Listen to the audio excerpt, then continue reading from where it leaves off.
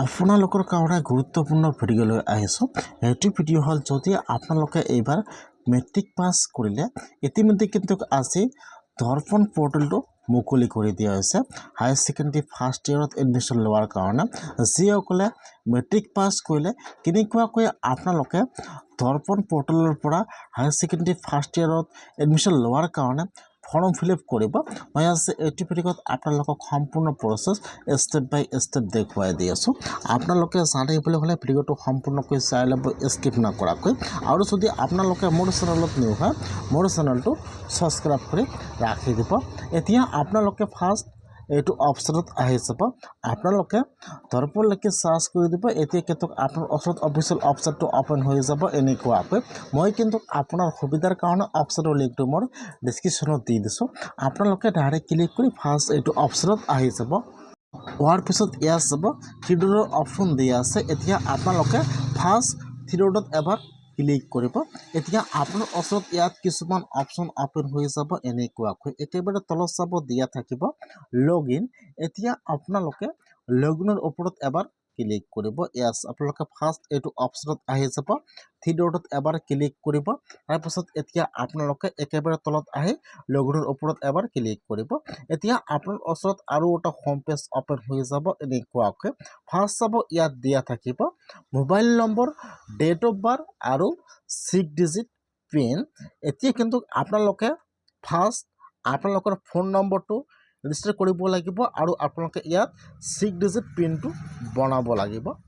ইয়াত চাব mobile number, date of birth আৰু ইয়াত লগ ইন পিন। তাৰপিছত আপোনালোকে লগ ইন কৰিব লাগিব। আপোনালোকে ফাৰ্ষ্ট ইউজাৰ আই ডি আৰু পাছৱৰ্ডটো বনাব লাগিব। তাৰপিছত আপোনালোকে কিন্তু লগ ইন কৰিব পাৰিব। সেইকাৰণে আপোনালোকে ফাৰ্ষ্ট যিহেতু ইউজাৰ আই ডি আৰু পাছৱৰ্ডটো বনাব লাগিব, সেইকাৰণে আপোনালোকে একেবাৰে তলত আহি যাব। তলত অহাৰ পিছত আপোনালোকে ইয়াত চাব দিয়া থাকিব ডণ্ট হেভ একাউণ্ট, ক্লিক হিয়াৰ। এতিয়া আপোনালোকে ক্লিক হিয়াৰৰ ওপৰত এবাৰ ক্লিক কৰিব। ইয়াত চাব দিয়া আছে ক্লিক হিয়াৰ। এতিয়া আপোনালোকে ক্লিক হিয়াৰৰ ওপৰত এবাৰ ক্লিক কৰিব। এতিয়া কিন্তু আপোনাৰ ওচৰত ইয়াত এপ্লিকেশ্যন ফৰ্মটো অ'পেন হৈ যাব এনেকুৱাকৈ। ফাৰ্ষ্ট চাব ইয়াত দিয়া থাকিব চিলেক্ট বৰ্ড। এতিয়া আপোনালোকে চিলেক্টত ক্লিক কৰিব লাগিব। এতিয়া কিন্তু আপোনালোকে ফৰ্মটো সম্পূৰ্ণকৈ ভালকৈ চাই ফিল আপ কৰিব লাগিব যাতে ইয়াত একো ভুল নহয়। এতিয়া আপোনালোকে চিলেক্টত ক্লিক কৰিব। ইয়াত 1 নম্বৰত অপশ্যন আহি যাব সেৱা। আপোনালোকে ইয়াৰ পৰা 1 নম্বৰ অপশ্যনটো চিলেক্ট কৰি লৈ ল'ব সেৱা। তাৰপিছত ইয়াত চাব দিয়া থাকিব 2 নম্বৰত চিলেক্ট 10 ক্লাছ এক্সাম পাছিং ইয়াৰ। এতিয়া আপোনালোকে কিমান চনত এক্সাম পাছ কৰিছে এতিয়া আপোনালোকে ইয়াত চনটো চিলেক্ট কৰি ল'ব লাগিব। যদি আপোনালোকে আগত পাছ কৰিছে, আপোনালোকে ফাৰ্ষ্ট ইয়েৰত এডমিশ্যন লোৱা নাই, তেনেহ'লে আপোনালোকে ইয়াৰ পৰা চনটো চিলেক্ট কৰি লৈ ল'ব। এতিয়া আপোনালোকে যিমান চনত মেট্ৰিক পাছ কৰিছে আপোনালোকে ইয়াত চনটো চিলেক্ট কৰি লৈ ল'ব। 3 নম্বৰত চাব দিয়া আছে name of the class 10 exam. ইয়াত চাব ইয়াত দুটা অপশ্যন দিয়া আছে SSLC আৰু CBSE। এতিয়া আপোনালোকে কোনটো বৰ্ডৰ পৰা আপোনালোকে এক্সাম পাছ কৰিছে আপোনালোকে বৰ্ডৰ নামটো বহাই দিব। তাৰপিছত ইয়াত চাব দিয়া আছে ৰোল অফ ক্লাছ 10 এক্সাম। এতিয়া ফাৰ্ষ্ট ইয়াত চাব দিয়া আছে ফাৰ্ষ্ট আপোনালোকে ইয়াত যিটো আপোনালোকৰ ৰোল নম্বৰটো আছে ইয়াত বহাই দিব লাগিব। ফাৰ্ষ্ট আপোনালোকে ইয়াত আপোনালোকৰ স্কুলৰ কোড নম্বৰটো বহাই দিব। তাৰপিছত ইয়াত যিটো আপোনালোকৰ ফাৰ্ষ্ট ৰোলটো আছে ইয়াত ৰোলটো বহাই দিব 4A। তাৰপিছত ইয়াত চাব দিছে 4B। তাৰপিছত আপোনালোকৰ যিটো ৰোল নম্বৰ আছে আপোনালোকে ইয়াত 4B নম্বৰটো বহাই দিব আৰু 4A আপোনালোকে ইয়াত আপোনালোকৰ ৰোলটো বহাই দিব আৰু ইয়াত আপোনাৰ স্কুলৰ কোড নম্বৰটো বহাই দিব। ৰোল আৰু নম্বৰটো ইয়াত বহাই দিব। তাৰপিছত ইয়াত আহিছে টোটাল মাৰ্ক। ইয়াত অলৰেডি মাৰ্কটো আহি যাব। যদি অহা নাই আপোনালোকে টোটাল মাৰ্ক 600 বহাই দিব। তাৰপিছত আপোনালোকে কিমান মাৰ্ক পাইছে ইয়াত চাব দিয়া আছে মাৰ্ক। ইয়াত চাব দিয়া আছে 6 নম্বৰত মাৰ্ক। এতিয়া আপোনালোকে কিমান মাৰ্ক পাইছে আপোনালোকে ইয়াত মাৰ্কটো বহাই দিব। ইয়াত কিন্তু আপোনালোকে পাৰ্চেণ্টেজটো বহাব নালাগে ইয়াত আপোনালোকে মাৰ্কটো বহাই দিয়াৰ লগে লগে ইয়াত আপোনালোকৰ পাৰ্চেণ্টেজটো অট'মেটিকলি আহি যাব তাৰপিছত 8 নম্বৰত চাব দিয়া আছে ইয়ৰ ফুল নাম এজ পাৰ ক্লাছ 10 চাৰ্টিফিকেট এতিয়া যিটো আপোনালোকৰ চাৰ্টিফিকেটত যিটো নাম থাকিব আপোনালোকৰ যিটো এডমিট কাৰ্ডত যিটো নাম থাকিব আপোনালোকে ইয়াত আপোনালোকৰ চাৰ্টিফিকেট অনুযায়ী আপোনালোকৰ ইয়াত ফুল নেমটো বহাই দিব লাগিব তাৰপিছত যিটো আপোনালোকৰ ফুল নেমটো আছে আপোনালোকে ইয়াত আপোনালোকৰ ফুল নেমটো বহাই দিব তাৰপিছত যিটো আপোনালোকৰ ডেট অফ বাৰ্থ আছে 9 নম্বৰত এতিয়া আপোনালোকে ইয়াত আপোনালোকৰ ডেট অফ বাৰ্থটো বহাই দিব তাৰপিছত 10 নম্বৰত দি আছে মাদাৰ্ছ নাম তাৰপিছত যিটো আপোনালোকৰ মাকৰ নাম আছে আপোনালোকে ইয়াত আপোনালোকৰ মাদাৰ্ছ নেমটো বহাই দিব তাৰপিছত আহি যাব আপোনালোকৰ ফাদাৰ্ছ নেম ইয়াত যাব যিটো আপোনালোকৰ চাৰ্টিফিকেটত দি আছে এতিয়া কিন্তু আপোনালোকে আপোনাৰ চাৰ্টিফিকেট অনুযায়ী আপোনালোকে সেইটো নাম ইয়াত সেমকৈ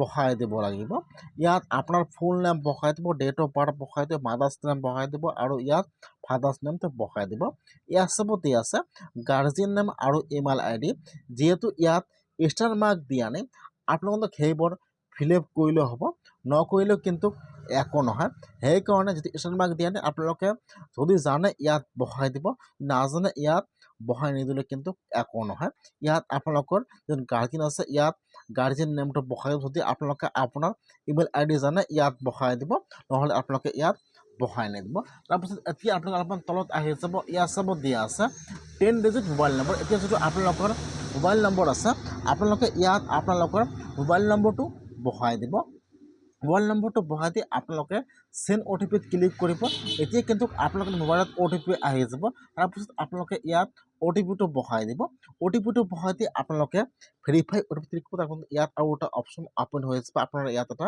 পাছপোৰ্ট সাইজ ফটো আপলোড কৰিব লাগিব আৰু যিটো আপোনালোকৰ মাৰ্কশ্বিটটো আছে আপোনালোকে ইয়াত আপোনালোকৰ মাৰ্কশ্বিটটো আপলোড কৰিব লগতে আপোনালোকৰ এডমিট কাৰ্ডটো ইয়াত আপলোড কৰিব লাগিব আপোনালোকে ইয়াত আপলোড কৰি দি দিব আপোনালোকে ইয়াত আপলোড কৰি সাৰ্ভাৰত ক্লিক কৰিব নহ'লে কিন্তু আপোনালোকৰ ইউজাৰ আইডি আৰু পাছৱৰ্ডটো হৈ যাব যেহেতু আজি পোৰ্টেলটো মুকলি হৈ গৈছে এতিয়া কিন্তু বহুত বস্তু এতিয়াও আপডেট হোৱা নাই অতি সোনকালে কিন্তু আপডেট হৈ যাব ফৰ্ম কিন্তু এইটো থাকিব খালি আপোনালোকে ইয়াত আপোনালোকৰ ফটোটো আপলোড কৰিব লাগিব আৰু ইয়াত আপোনাৰ ডকুমেণ্ট আপলোড কৰিব লাগিব যিটো আজি পোৰ্টেলটো মুকলি হৈ গৈছে আজি এতিয়াও আপডেট হোৱা নাই ফৰ্মটো কিন্তু এইটোৱে থাকিব আজকালি ইয়াত দুটা অপশ্যন এতিয়াও এড হোৱা নাই অতি সোনকালে এড হৈ যাব তাৰপিছত আপোনালোকে সাবমিট ক্লিক কৰি কিন্তু আপোনালোকৰ সাবমিটটো হৈ যাব আৰু আপোনালোকৰ ইউজাৰ আইডি আৰু পাছৱৰ্ডটো হৈ যাব তাৰপিছত আপোনালোকে এতিয়া mobile number date of birth আৰু আপোনালোকে পিনটো বনাই আপোনালোকে ইয়াত